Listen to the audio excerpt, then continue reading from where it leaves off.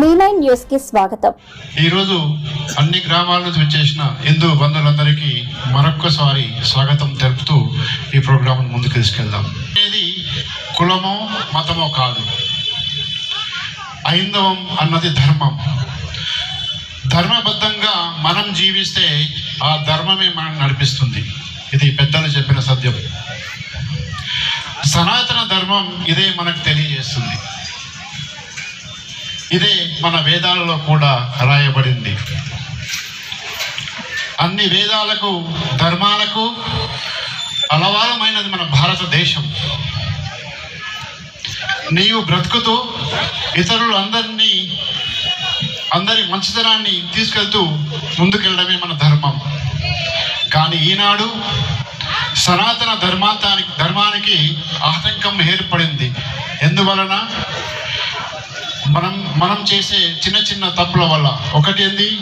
కుల మతాలను మనం గుమ్మడిదలలో చేసుకుంటున్నాం. కేవలం మనం చేసుకుంటున్నామా అంటే భారతదేశం అంతటా కూడా కొన్ని లక్షల్లో ఇప్పటికే ఈ సమ్మేళనాలను ఎందుకు చేసుకుంటున్నాము అంటే ఆర్ఎస్ఎస్ వాళ్ళ యొక్క శతాబ్ది ఉత్సవాలు అందుకని చేసుకుంటున్నాము అన్నారు. ఉత్సవం చేసుకునేటప్పుడు ఏమేం గుర్తు చేసుకోవాలి, ఎందుకు చేసుకోవాలి అంటే 100 సంవత్సరాల క్రితం మరి డాక్టర్ జీ తాను అనుకున్నటువంటి కార్యాన్ని సాధించడం కోసం ఒక మంత్రాన్ని కనుక్కున్నాడు. అది శాఖ. అలా కనుక్కున్నప్పుడు మొట్టమొదట తాను దేశ స్వాతంత్ర ఉద్యమంలో పాల్గొన్న, ఆ తర్వాత ఇక్కడున్న కాంగ్రెస్లో పనిచేసిన తనకి తృప్తి అనిపించలేదు. ఈ రకంగా ఉంటే అసలు హిందువులు ఎక్కడా కూడా నిజం చెప్పాలంటే అంత శక్తిహీనులేం కాదు. అయినా ఇంతమంది ఇన్ని సంవత్సరాలు ఎందుకు మన మీద పరిపాలన చేశారు అనే ఆలోచన కలిగినప్పుడు చెప్పాల్సిన అవసరం లేదు. భారత్ మాతా కీ చెప్తే చాలు. ఎంత కట్టుకుంటాను? భారత్ మాతా కీ అట్లా కలగాలి. కోరుకుంటే చాలు. తల్లి విషయంలో ఎవడన్నా నోరు విప్పి ఏమన్నా మాట్లాడాలి అని కలలా అనుకున్నా కూడా భయం పుట్టేటట్టు ఉండాలి. మనం వచ్చిన నిజంగా అక్కడ ఛత్రపతి శివాజీ మహారాజ్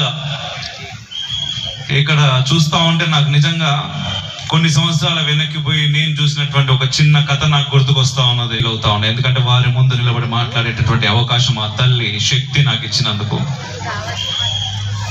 ఖచ్చిత సంవత్సరం అట అన్న. ఏ సంవత్సరం?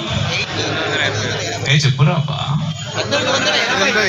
చెప్పొచ్చు. మనం మాట్లాడుకోవడానికి వచ్చినాం. నేనేదో మాట్లాడితే మీరు విని కాదు.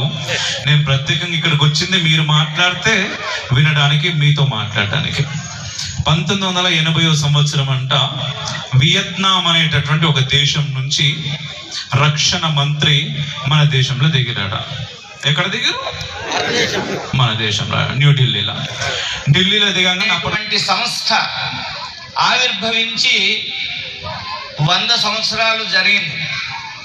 శతాబ్ది ఉత్సవాలలో భాగంగా దేశవ్యాప్తంగా కొన్ని చోట్ల ప్రపంచంలో ఇతర దేశాల్లో కూడా శతాబ్ది ఉత్సవాలు జరుగుతూ ఉన్నాయి.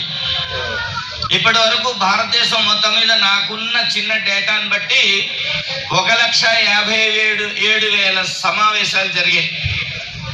1,57,000 సమావేశాలు. మనం పెట్టుకున్న టార్గెట్ 1,00,000 జరగాలి అని 1,57,000 జరిగాయి. పాటు క్రిస్టియన్ పరిపాలనలో మగ్గిపోయింది. ఈ క్రిములు పరిపాలనలో ఈ జాతి మొత్తం నిద్రలోకి జారుకుంది. 1947లో జెండా ఎగరేసాం, జై హింద్ అన్నాం, స్వాతంత్ర్యం వచ్చింది అనుకున్నాం. కానీ 60-70 సంవత్సరాల్లో పరిపాలన ఏమిటంటే ఆ పైనున్న క్రిములను మిక్సీలో వేస్తే వచ్చిన వాళ్ళు పరిపాలించారు. ఇటువంటిది జాతికి కావాలా?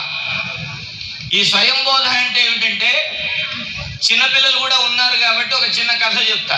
100 సంవత్సరాలు దాన్ని తపస్సు చేసినటువంటి సంఘము రాష్ట్రీయ స్వయం సేవక సంఘం. ఈ 100 సంవత్సరాలు రాష్ట్రీయ స్వయం సేవక సంఘం